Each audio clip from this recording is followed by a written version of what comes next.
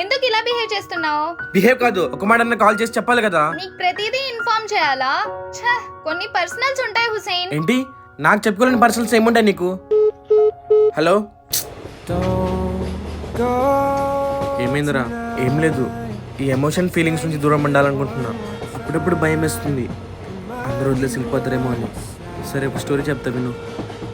ఇలా ట్రావెలింగ్ చేస్తున్నప్పుడు ఎవరితోనైనా మాట్లాడుతూ నీకు ఇలా హ్యాపీ అనిపించిందా? అనిపిస్తుంది. అలా అయితే నువ్వు వాళ్ళు దిగే స్టేషన్లో దిగుతావా, నువ్వు దిగాలనుకున్న చోట దిగుతావా? నువ్వేం చెప్పాలనుకుంటున్నావు? అరే నువ్వు ఫస్ట్ చెప్పు. ఆబ్వియస్లీ నేను దిగాలనుకున్న చోటే దిగుతా. సో లైఫ్ కూడా ఒక జర్నీయే. మనమంతా మన స్టేషన్, మన డెస్టినేషన్ కోసమే ట్రావెల్ చేస్తాం. ట్రావెలింగ్లో చాలా మంది పరిచయం అవుతారు, కలుస్తారు, ఫ్రెండ్షిప్ చేస్తారు. అది కూడా వాళ్ళ డెస్టినేషన్ వచ్చేంత వరకే. సో వాళ్ళ డెస్టినేషన్ వచ్చినప్పుడు వాళ్ళని మనమే కాదు ఎవరు ఆపలేరు. So just let them go.